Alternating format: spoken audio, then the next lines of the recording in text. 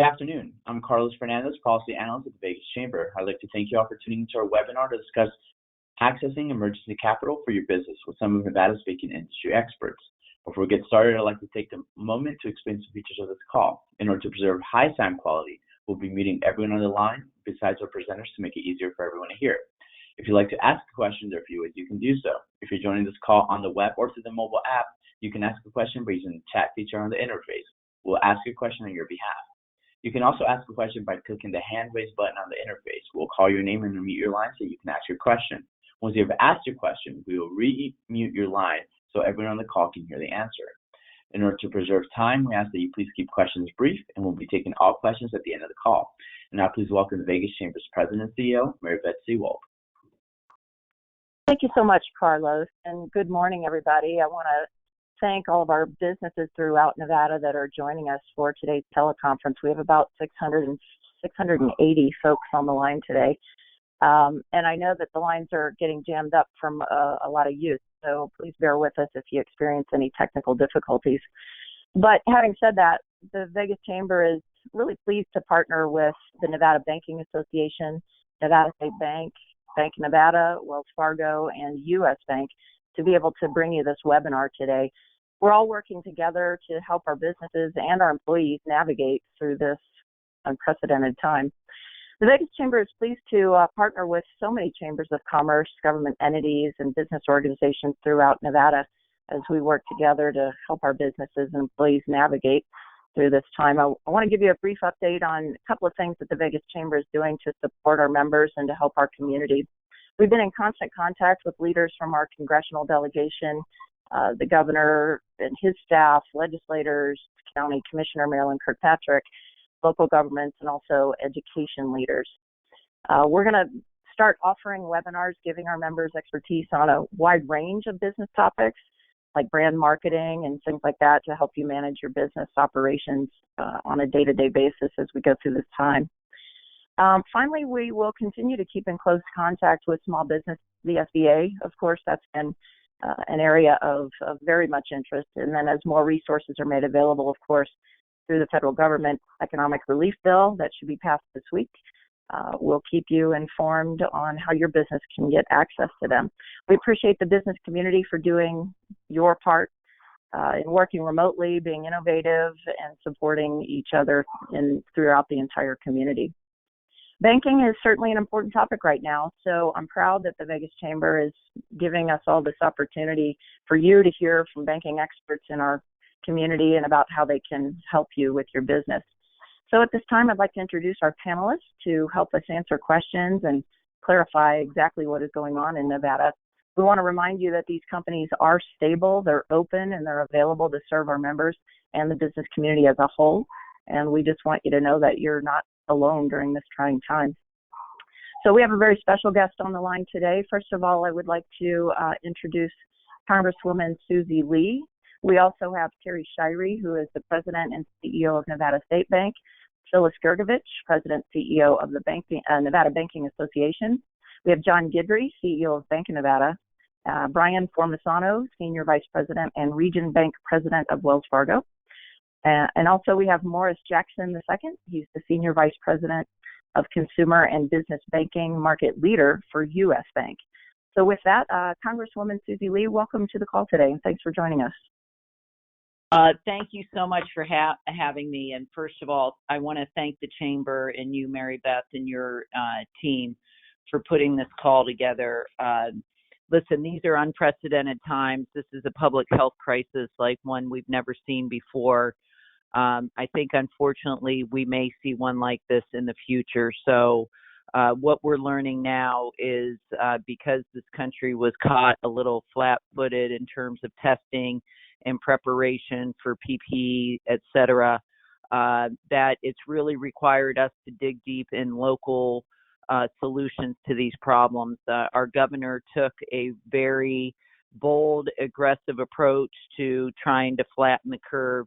And obviously, the economic crisis will only end when the the economic crisis will only end when the public health crisis is abated. And that really requires all of us to do our part and pitch in. And I'm in Washington right now. I flew here on a red eye. Wasn't expecting to come. We thought we were going to be able to pass this package on a voice vote, which I found a little strange personally, passing a $2 trillion package by voice vote. So I was somewhat planning on being here anyway, but it became a necessity. And so I flew out here last night to be here in case there's any shenanigans on the floor of the House, because most importantly, one more delay in getting relief to our community and our businesses is one more, stressor on our system. And so I'm hoping that we can pass this package today. I wanted to just sort of give you a brief overview. There's pretty much, I sort of view this into three staunches. The one is the tax side, cash flow preservation, the net operating loss carryback, the interest deductibility expansion, and then the delay of remittance of payroll taxes up until you have 50% at the end of 2021 and then another 50% at the end of 2022. Those three packages or three packages are basically designed really to preserve cash flow. Where this group comes in, obviously, with bankers is the second side of this, which is the small business loan guarantee or loan expansion program. I had the opportunity to be on a call with the small business committee. I must say that the intent, obviously, of this package, the third in a series of packages, is really about, in my opinion, emergency relief and preservation of our economy. As we know in Nevada, because of our reliance on a tourism-based economy, we stand to be probably one of the worst hit states in the country economically. Our small business community is so essential to our economy, and so this small business portion of the package, I think, is incredibly important. I'm not going to get into it unless you guys want to have questions, but one of the things is that there is some flexibility. The SBA is building in flexibility in terms of the lenders who are available to provide these loans. There's going to be a strong reliance on our banking system to help process these loans, because really the goal here is to get this out as quickly as possible. They basically alleviated, you don't need a personal guarantee, no collateral, and a streamlined application. It applies to both businesses, nonprofits, and self-employed persons, and it's really based on payroll preservation, and that if they keep their payroll or they rehire their payroll to levels commensurate to February 17th is the date, they will be set up to have these loans forgiven. The thing that's important for the banking community is the flexibility to bring in non-SBA approved lenders. I imagine most of you on the line now are probably already approved, but there's some flexibility in that to basically open up the industry so that we can get these loans out as quickly as possible. Probably the most important part of this is the guarantee by the federal government. So there's no risk in terms of lending. So that's an important part of this package. And then finally, obviously the state and local emergency relief that's provided in this package. I think that, to me, that is really short term, and obviously we don't really have a handle right now on what's going to happen in Nevada in terms of our budget, and so there may be a fourth package. Again, this is a very fluid situation. First and foremost, our goal is to end the spread of this virus as quickly as possible. So I thank all of you for, pitching in. I mean, this is a community, a countrywide effort, and it really requires a lot of discipline and honestly unpleasantness on behalf of all of us. Big disruption in our economy, but ultimately we're not going to get past this until we get past the spread of this, obviously working to find a vaccine, et cetera. So I'm going to turn it over back to you. I just wanted to get online and let you know also from the SBA point of view, this is, again, the bill hasn't even been passed yet, but I do know that this committee in devising this bill really thought about a lot of the contingencies here. And so as this goes on, my office will be a resource for you. And I just wanted to let you know that Michael Venozzi, who is my district director, is on the line here. And my phone number at my office is 702-963-9336.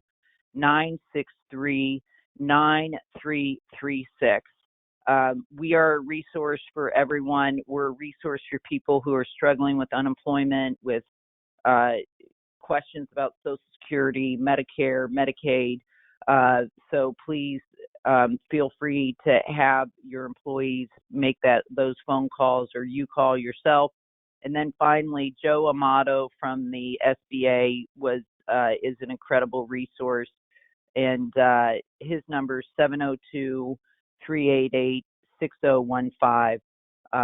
And again, the regs are being written as we speak, but the policy behind this was really to preserve cash, to preserve companies, obviously help individuals through direct payments, expanded unemployment insurance, but also to understand that we need businesses for these people to come back to work too.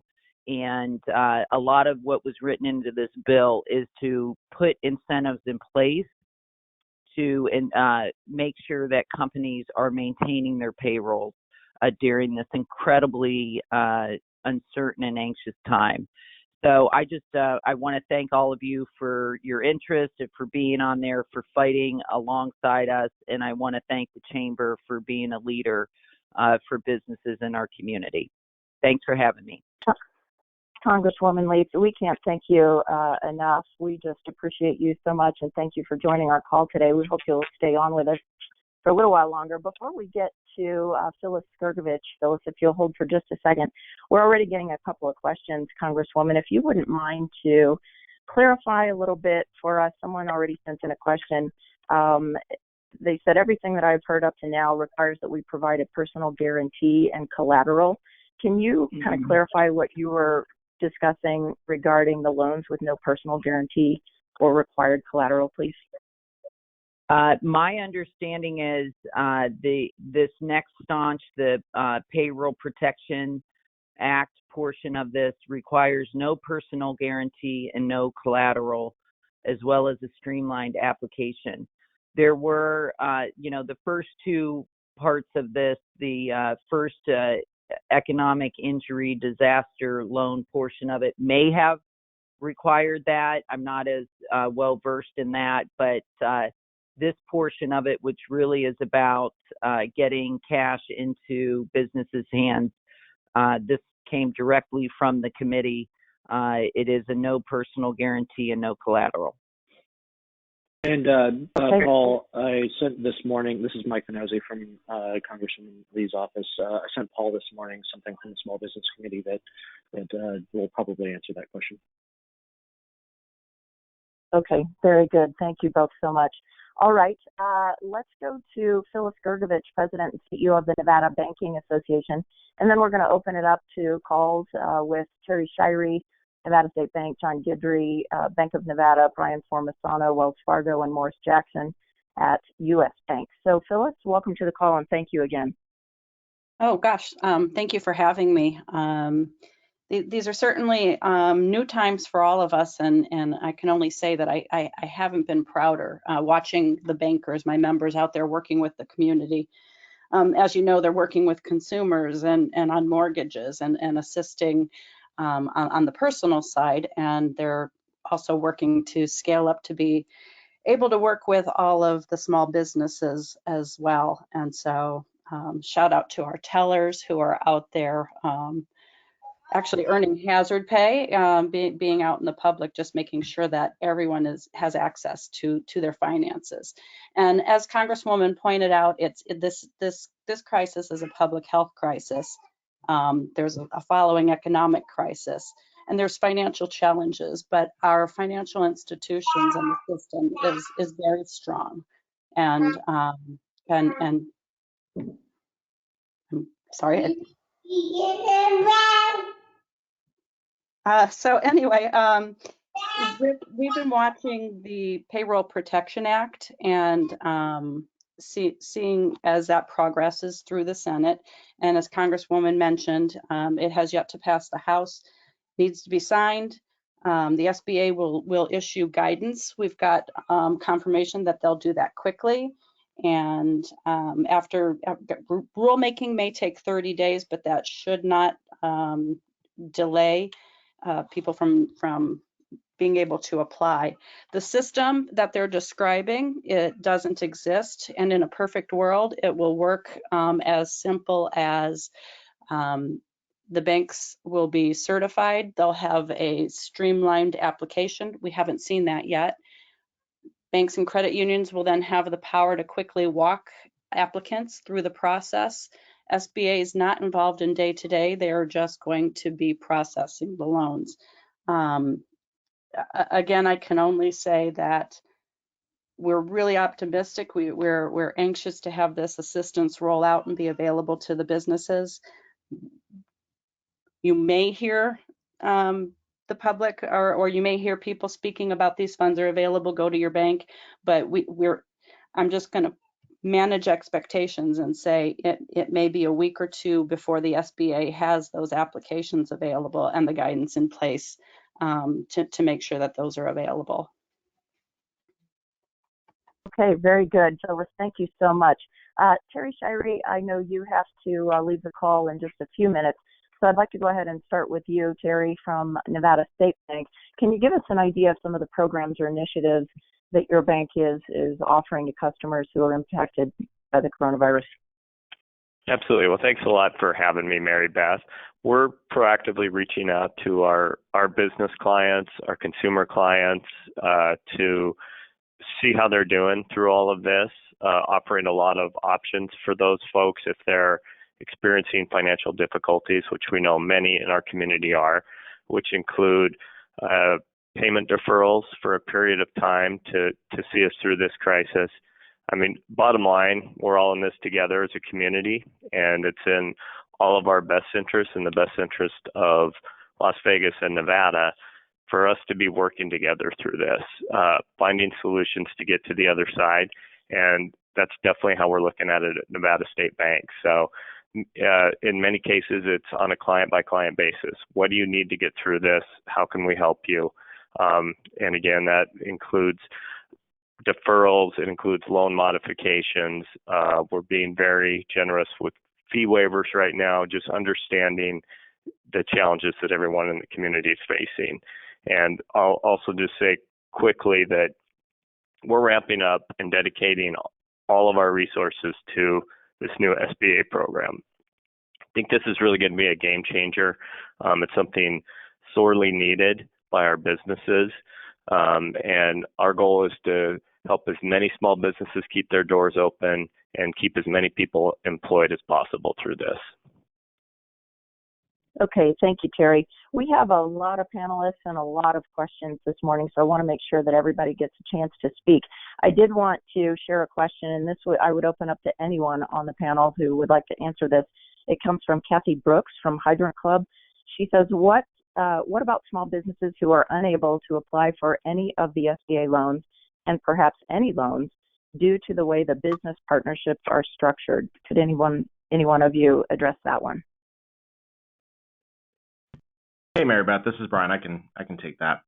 And again, this is Brian from Wells Fargo. From a small business perspective outside of SBA, one of the things that we're doing is for new applications submitted for emergency loans or even emergency line increases.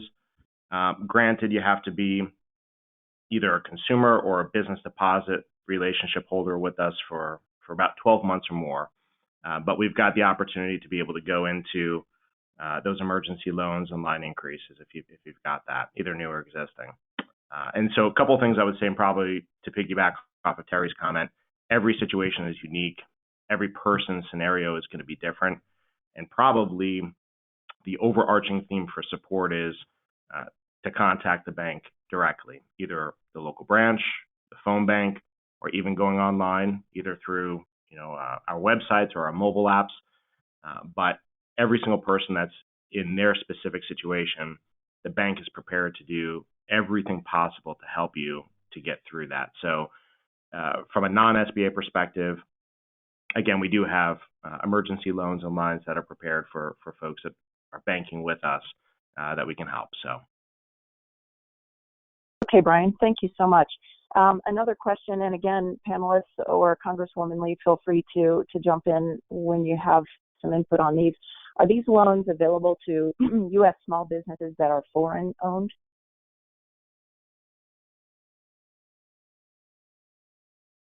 I do not know. We can get back to you with an answer on that. Okay. Very good.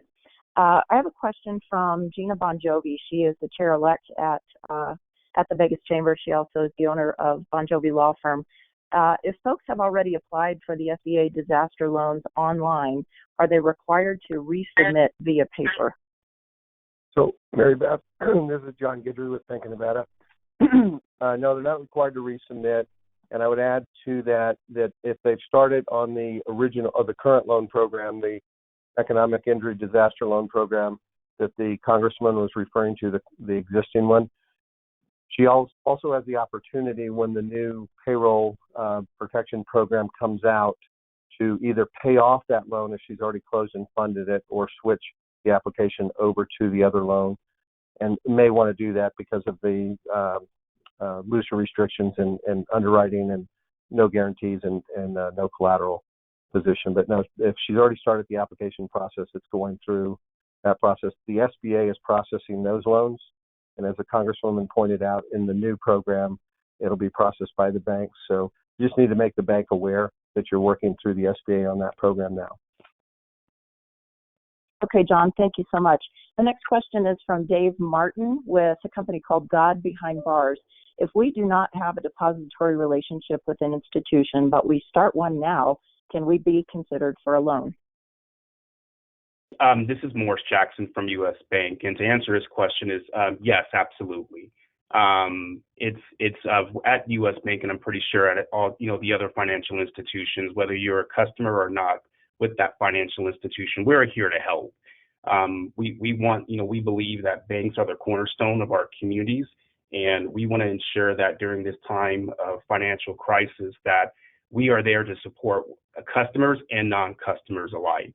So I would just say absolutely reach out to your local bank. Set it up. You can set a virtual appointment or schedule an appointment over a phone with a business banker or a consumer banker, and they will walk through the various loan options that we have available to service those customers. Okay, Morris, thank you so much. We're getting an awful lot of questions about loan forgiveness. Can anyone on the call explain anything we're hearing around loan forgiveness? Hey, Mary Beth, Brian. Go ahead, Terry. Thanks. Brian Formisano again. I think probably even outside of small business specific, everything from mortgage to auto to credit cards, there's a lot of process in place there to help. So I'll touch on a couple very, very quickly. So from a mortgage perspective, we're suspending residential property foreclosures, sales, and evictions. If we've got folks on the line that are struggling to make your next mortgage payment, we've got 90-day payment suspensions. And during that time period, there's no charging of late fees. There's no reporting of past due to consumer reporting agencies. At the end of that 90-day period, we reassess and we decide what is going to be the right thing. Is it a continuation of the payment suspension? Is it a modification? For credit cards and for auto as well, there's suspending involuntary automobile repossessions, and on case-by-case fee waivers, payment deferrals, and other expanded assistance. So outside of small business, there's a lot of things that are there as well to be able to provide some support. And on a small business, from a small business perspective, yes, fee waivers, payment deferrals, payment plan suspension, all of that is available. From a Wells Fargo perspective, if you're looking for more information, wellsfargo.com has a link, which is COVID-19 Information Center. All the information I just mentioned is on there. And then also, if you wanted to just pick up the phone and call somebody, 1-800-219-9739. Brian, if you don't mind, Mary Beth, if I could just add to that, make sure that we're providing total clarity. This is John Guedry with Bank of Nevada.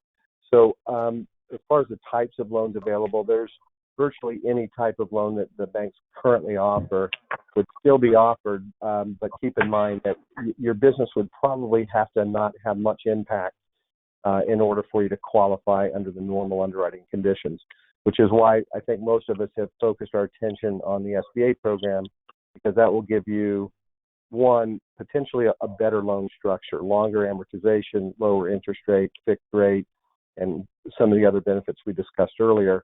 And two, the underwriting, while we're still waiting for, as you heard Phyllis mention, the application and the guidelines, it is anticipated they'll be based on today's market environment, which is businesses that are not operational and are currently in the red. And so we will likely move you in that direction and help you with the process, depending on which loan the SBA is currently offering that would be the best fit for you. And it's on, again, a case-by-case basis, as you've heard. I would add to that be prepared to submit your financial information to the banks, because we anticipate we're going to need that. And I would also include any information you have on your current burn rate. How much cash do you have, and what are you using each month? And then what do you project your needs to be as you start hiring people back and ramping up your operations, which I believe, as the Congresswoman mentioned, is what this new program is designed for. And John, this is Terry Shirey. Just to follow up on that from Nevada State Bank, I think one of the things that's really important for everybody to understand about the new SBA program is that it is forgivable to the extent that you're using that to pay payroll, make rent payments, a few key expense categories. So it really is, I think, a godsend for the small businesses in our community. And as has been said multiple times on this call, if you're experiencing any trouble right now, call your banker. Call your banker to talk about the options, either with a current loan or your options in the new SBA program. Terry, if I could just add, real quick, this is John Guedry again. I don't want to mislead anyone. I think the Chamber will likely get this information out to you, but there are some conditions on what portions are forgivable for what period of time, and then there's some payroll testers that are part of the formula for determining what's forgivable. So as that information gets more clarity, your banks will be able to provide that to you. But to Terry's point, whatever portion is forgivable is certainly better than a typical conventional loan. So another reason why the SBA path is a better way to go. I just want to add along with that, that yes, this is really the purpose of the SBA loan package is really intended for, again, the name of the act is payroll preservation. So their conditions are based on, first of all, I want to clarify, if you laid off employees when you were forced to close your doors, that does not preclude you from applying for these loans. There is exceptions are given to companies that were forced to close, either from a government directive or because of business conditions. And then, so they're going to use your payroll from the month, I believe the date's February 15th, to the extent that you rehire, and you have the payroll headcount. That I think 90% is the figure of what the pre-coronavirus date is. Now, for companies that are going to ratchet up, like you're not going to turn the switch and hire all of your employees, there is allowance for that as well. You will be reimbursed on or you will be forgiven on a sliding scale.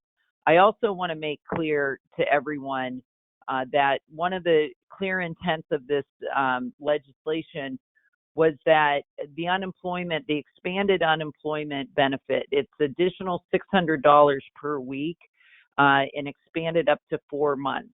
There was a big fear that people would just quit their jobs and take their unemployment insurance.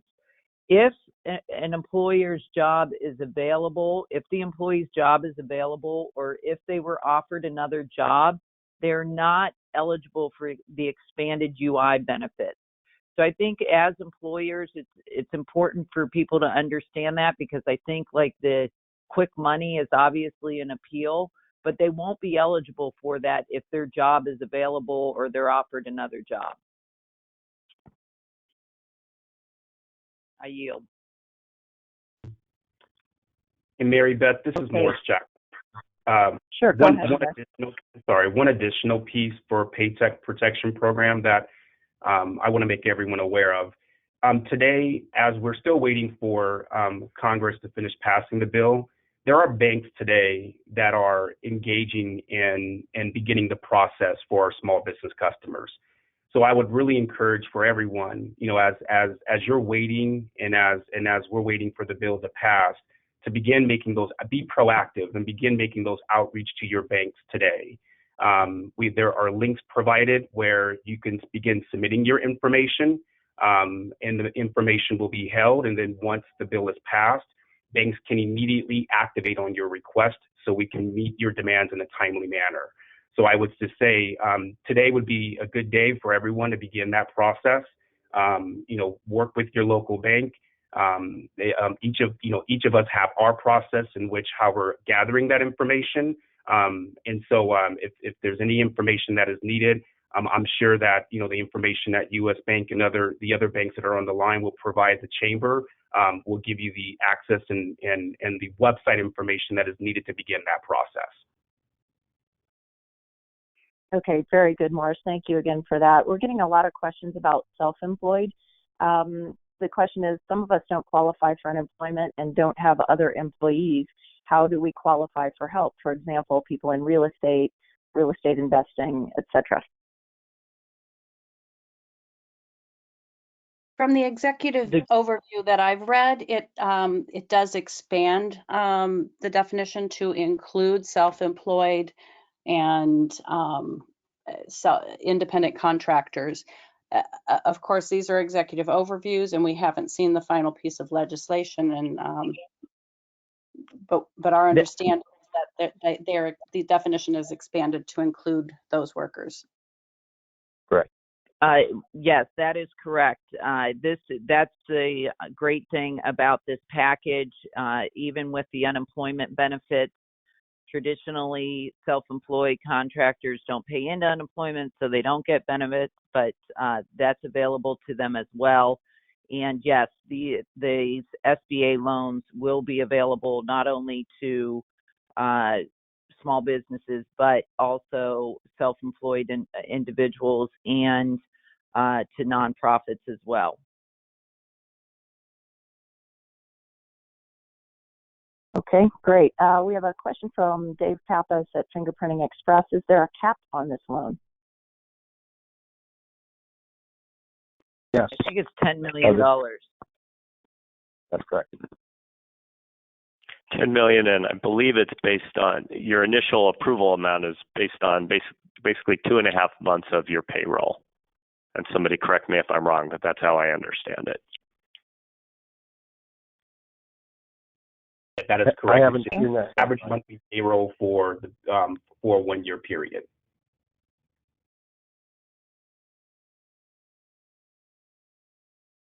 Okay, here's a question. We are an asset real estate company that owns retail centers and apartment buildings.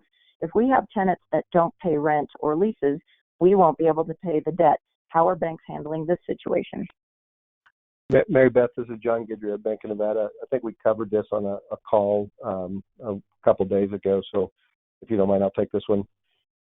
The advice we're giving our landlord borrowers is if a tenant is asking you for rent abatement, ask them to provide you the same type of information I was referring to earlier. What's their current cash position and their burn rate? What's their ability, in essence, to be able to continue to make the rent payment? And then approach the bank with that information so you can share with the bank, here's my current position. That's typically what we're looking for from the landlord, is their ability to continue to service the debt. But like most of what you've heard earlier, we're looking at this in 90-day increments because we think that's the prudent way to approach it, so we don't get customers in a challenging position that's exclusive of the SBA program. So we would typically look at an interest-only or deferred payment period, but we're asking the landlords to try and do some due diligence on the tenant and understand their circumstances. If they're shut down, they're obviously not generating cash flow, and you don't want to lose a tenant over that short-term period if it looks like they can get back up and operating. And then direct your tenants to their bank to see if their bank can assist them with some additional credit needs through the SBA or other programs. Okay, very good. This question is from Jeanette Schneider. As a startup, I have 8+ 1099 employees. Are they considered payroll within these loan options, or do they have to be W-2 employees?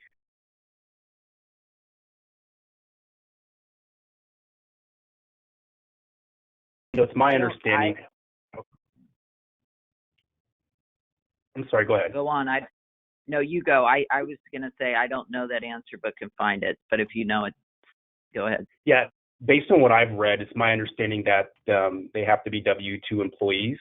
But if you do have 1099 employees, they should be able to apply for themselves.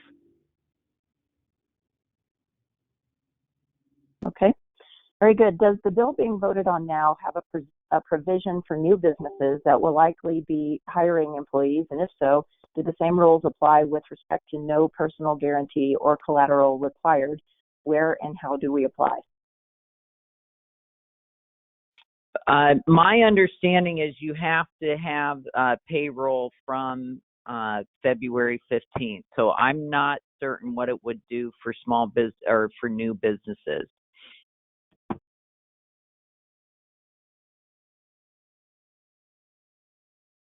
Okay, very good. How many months can we borrow to cover payroll?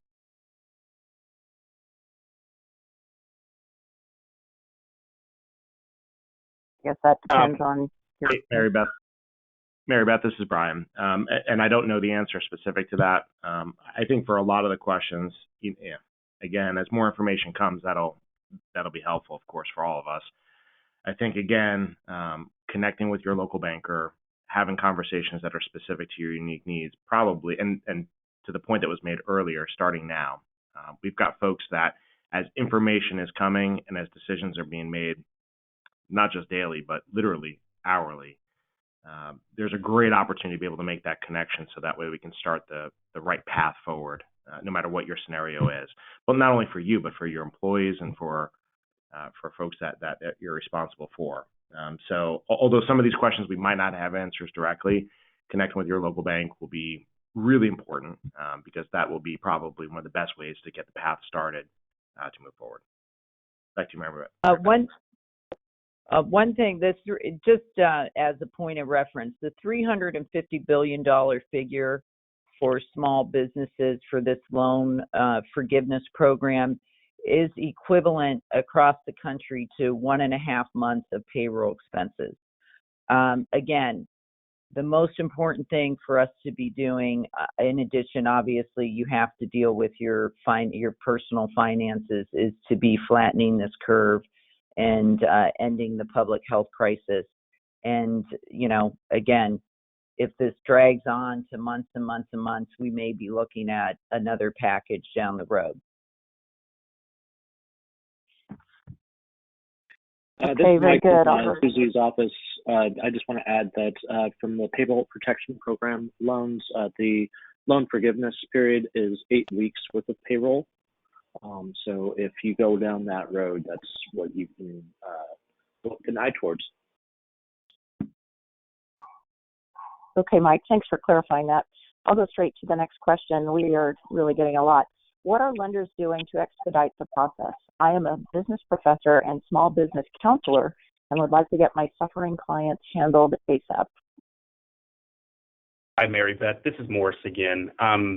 This is, like I stated earlier, all banks have a process, or most banks, and I'm pretty sure my peers in the line have the same process where there is a pre-app process that a lot of our small business owners can engage in today, where they provide us with the necessary information. After this call, I'll provide you, Mary Beth, with U.S. Bank's website to begin that process. And I'm quite certain the other banks have their process as well. But like I mentioned earlier, it's important for our customers today to know that we are absolutely here to service them and help them. And so the sooner they get with their local banker and really discuss the Paycheck Protection Program and what option that it has for them, we can begin the process for them right away. And then when the bill is passed, we'll be able to activate on that immediately for them. And this is Okay, Phil. great. I just want to add that absolutely start now. Talk with your banks. There are more programs available. They can collect and hold information, but please also be patient and recognize that these SBA funds, the bill has not passed. The guidance has not been issued. There is no process in place for a bank to submit this. So I just don't want someone to walk away with the expectation that they'll be able to walk in their bank and walk out with this SBA money. It's not there yet. Please be patient. We know it's coming, and like Terry said, it can be a godsend to many, many businesses. Phyllis, this is John Guedry. Maybe just to add, since there is an SBA program currently available, and if you do contact your bank, we will put you in touch with the SBA office and we'll assist you through the process. If at a later date, say in sometime next week, we get guidelines and applications for the new payroll protection program, and you'd prefer to switch over to that, then we'll contact the office and let them know that we're going to take over the request at that point. If it's already been processed, as I mentioned earlier, the Congress has done a really good job of giving us the flexibility of allowing that particular loan to be paid off through the new payroll protection program.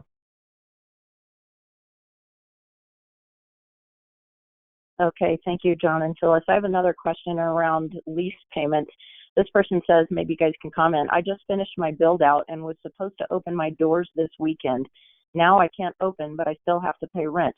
I won't be able to pay rent more than a couple of months with my doors closed. And I know we kind of addressed similar questions earlier, but if anyone wants to comment specifically on that one. Well, again, this is John Guedry with Bank of Nevada. So rent is part of what can be applied for in the new payroll protection program. So I'd reach out to your bank and see if that's an option available. Certainly reaching back to the landlord and seeing if you can get a forgiveness period until you're up and operating. Given the extreme circumstances, a lot of landlords are working with tenants in that regard. So I'd try those two things.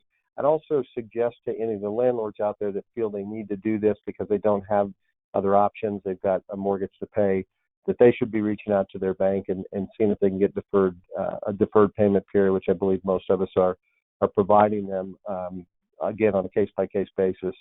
And I guess the last thing I'd like to add is a lot of these properties that were in the construction phase and getting near completion, similar to this one, we've had some conversations with our landlords proactively, letting them know that we'll work with them on their current floor and rate to give them a little longer time with the interest reserve that they have in their current interest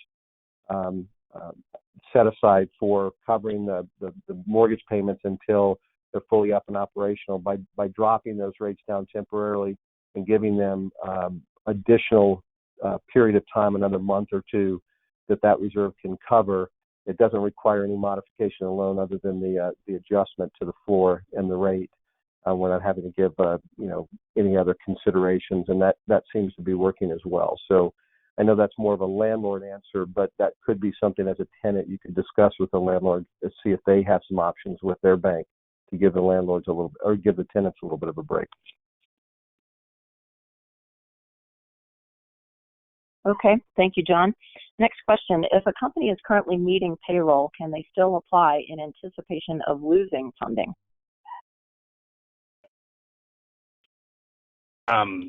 Yes, they absolutely can. This is a program that we encourage all small businesses to take full advantage of, because I'm not sure who said it earlier, but we can't foresee how long this financial crisis is going to last. So I would encourage all small business owners who are currently, whether you're making payroll or not, to engage in that conversation with your local bank to determine again the right process to take, the right program to follow. But again, they can absolutely take advantage of the program. Yeah, I'm sorry. Go ahead. Go ahead. I was just going to say, for those who are meeting payroll now, really the intent of the legislation is to get this passed quickly so we can make sure we get the resources to you so you can retain that payroll. And thank you for doing that. And I was just going to add, and this is Brian again from Wells Fargo, a lot of good questions around especially being proactive, and maybe not in a position today, but suspecting in the future. And so I know all of us have resources that are available as well. We just posted 4 to our wellsfargoworks.com website. So that's wellsfargoworks.com. 4 specific planning for workplace emergencies, using credit to weather disruption, disaster preparation checklists, and then business continuity and disaster planning. So as you're thinking about strategies that can work for the future, a lot of great resources that are out there at your fingertips. And then, of course, it's been said several times over, connecting with your local banker to come up with a customized strategy is always best, but a lot of good resources out there as well. Hey, Beth, this is John Guedry. So I would suggest to any employer that's asking themselves, why would I borrow money to hire people back before I'm able to open and operate, that consider, after you contact your banker and we get more guidelines on this, what amount of that is forgivable, because that's literally not going to be a loan. It's really in the form of a loan that turns into a grant. And so at least for the payroll portion, it may make sense as you're anticipating a reopening date in the future, and you get a little more clarity around that, you can start ramping up for that ahead of time and not be, in essence, borrowing the money to pay the employees. While you will do that, it will get forgiven at a future date. And the bank, as soon as we get more guidelines, will be able to help you with calculating how much of that is forgivable, because we'll have to supply that to the SBA.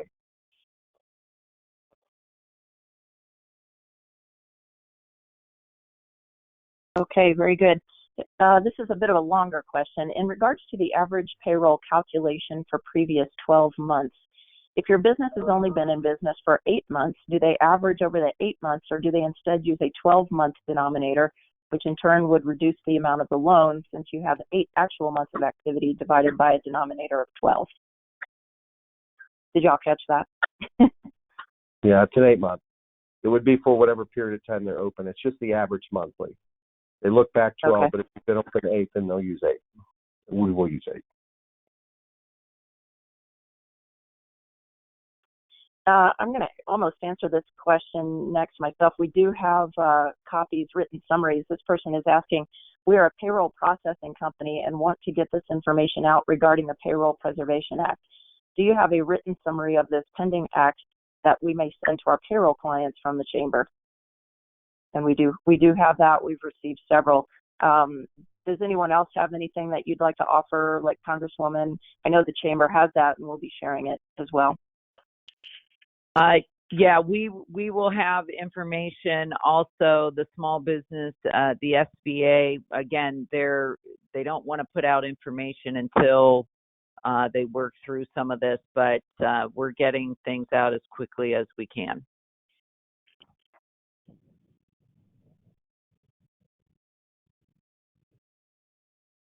Okay, very good. Does anyone know if, this question is, does anyone know if business-friendly credit unions are also involved with the SBA program?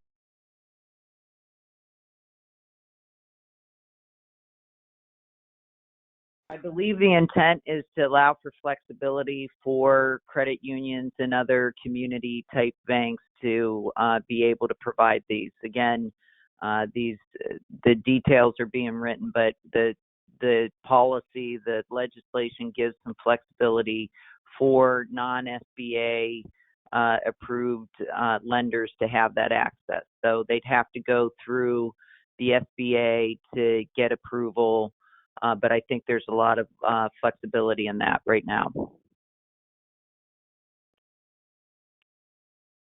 Okay, very good. Thank you. Next question. How will this work if you have furloughed employees, they are on unemployment, and we get a loan? Are we to start paying the employees again, and they will go off of unemployment? Is that how that works? Yes. That is, I mean, you're not disqualified from applying for this loan if your employees have been furloughed. You will get the loan based on your rehiring of those employees. And again, if it's a ramped up type thing, it will be adjusted proportionately.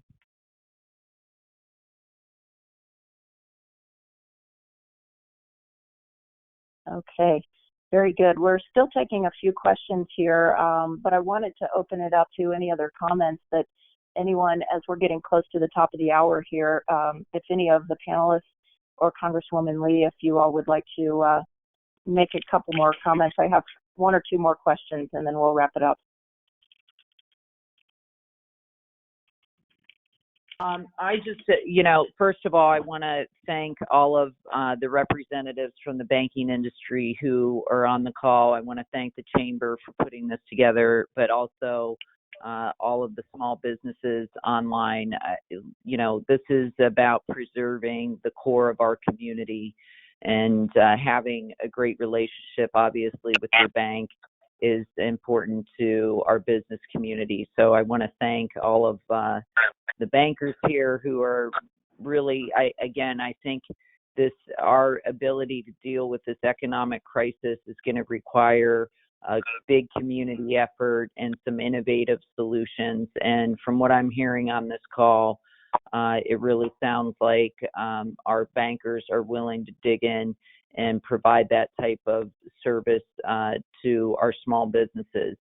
And, I'm excited to go vote for this CARES Act because I want to get these resources to our community as quickly as possible.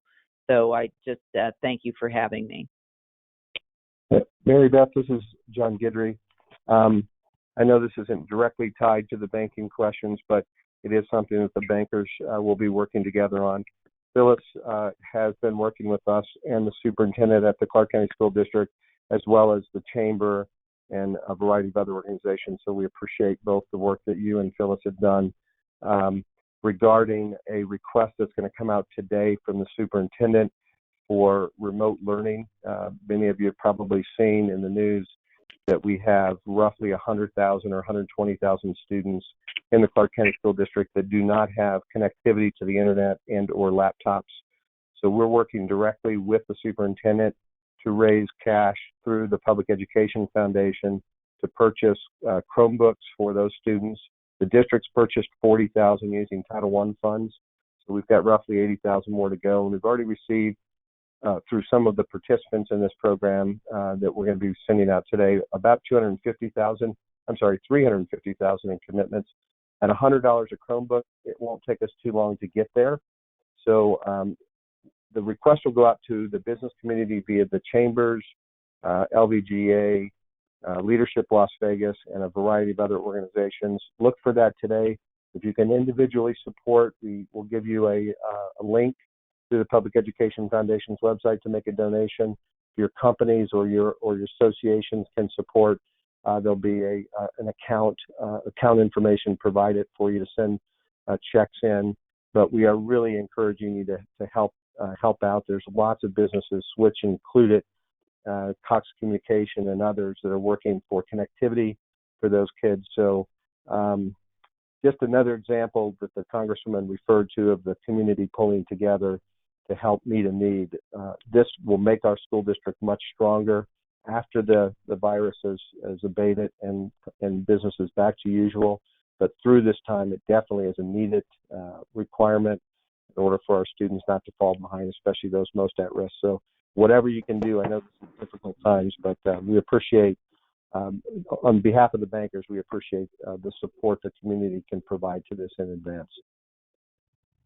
And this is Brian Formisano. I would just add two small pieces. One, you had mentioned this before, Mary Beth. All of us here on the line that are representing the banks here in the community are here. We're open, we're stable, and we're prepared to support. And so making that connection with any of us or any of the other banks that are not on this line represented, we're all here to support. The other piece I would say is it's going to be important as a community for us to come together, not only now, but especially in the months ahead, to be able to support the impact that's taking place and will take place.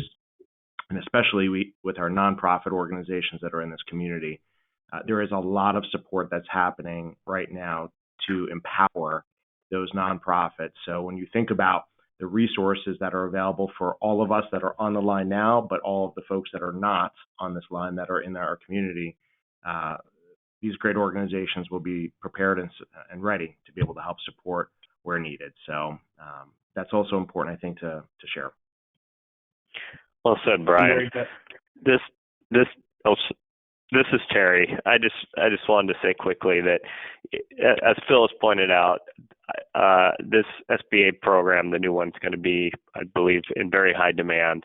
So contact your banker, as has been said many times. If this is of interest to you, start having that conversation now so you can get in the queue as early as possible. Yeah, and Mary Beth, this is Morris Jackson. I would just, add, like many of my other peers on the line, we've all implemented multiple programs, and we are going to continue to keep a pulse on how our customers' needs are changing, both for consumer and business customers, and how expectations are changing as well. We know this is fluid, so we have to remain fluid and nimble as a bank. So again, I would just continue to echo what Terry just mentioned. Let's absolutely encourage everyone on this line to stay connected to your bank, stay well connected with a business banker and a consumer banker, and let us be there to help guide you through your financial needs, so we can help assist seeing everyone through this, these challenging times. I would also add, there are many different services we provide, not just, for all banks, not just, in English, but in Spanish as well. So tap into all the resources banks have to offer, because that's what we are here for, to support each and every single one of our communities.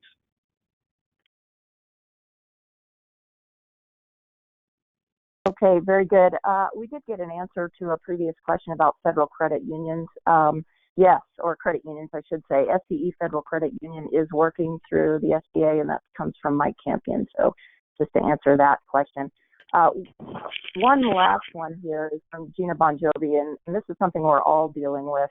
We're all overwhelmed by the deluge of information and misinformation coming at us via social media, in email, etc. It can be challenging to separate good information from bad.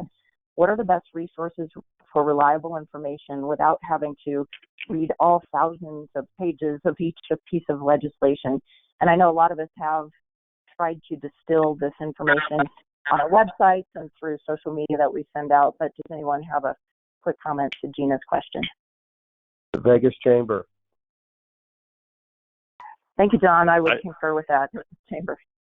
I would agree. If Paul's sending it out, you should rely on it.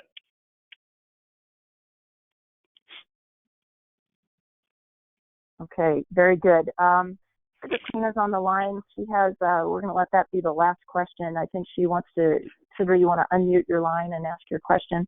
I do want to let everybody know that the Congresswoman had to jump off the line. She sent me a text saying that she had to go, but she sends her regards. So, Sidra, if your line is unmuted, you can go ahead and ask your last question. Thank you so much, Mary Beth. First of all, I just want to thank all of our distinguished bankers and chamber members and Representative Lee for their time and all that wonderful information they've shared today. And this is not a question; it's just a comment. I want to let everyone know that there are also lenders out there that are community development financial institutions, and I'm part of one of those, and that's Préstamos, CDFI, and we are also SBA lenders, because I know there was a question also about credit unions, but we are SBA lenders, and we are also working with our clients and with other small businesses that are looking for relief during this difficult time. So there are other CDFIs in our community, and we are also SBA lenders. So we just want to let you know that we're out there. We work a lot in conjunction with the banks during normal term times. So we appreciate everything that they do in our community as well. We're nonprofit and community mission driven. So just wanted to get that out there. And thank you so much, Mary Beth, for all of the free flow of information that you have been supplying for all of our businesses here in our community. You're doing a wonderful, wonderful job of it. Thank you so much. Well, thank you, Sidra. We're here to serve. And the team, I have to hand it to the team at the Vegas Chamber. They've been working nonstop since this all started. So it's all the credit goes to them. I wanted to answer one last previous question. We were able to get some information in the meantime on this call. The question was about foreign ownership. Apparently, you do have to be an American-owned company to qualify for an SBA loan. So foreign ownership does not qualify. So once again, I want to thank everybody for being on this call. I really appreciate all the great questions. Reminder that we will have a recording of this call, and it'll be posted on our website as well. So if you want to go back and listen to it, you're able to do that. I want to thank Congresswoman Susie Lee, Terry Shirey, President and CEO of Nevada State Bank, Phyllis Gurgevich, President and CEO of the Nevada Banking Association, John Guedry, Bank of Nevada, Brian Tormasano, Wells Fargo, and Morris Jackson with U.S. Bank. Thank you guys all so much. And again, like everyone has said, I just want to reiterate, it's a time for all of us to come together and help each other. And please call us at the Vegas Chamber if we can be of any more assistance anytime. Thank you all so much. Thank you, Mary Beth. Thanks, Mary Beth. Thank you, Mary Beth. Thank you, everyone.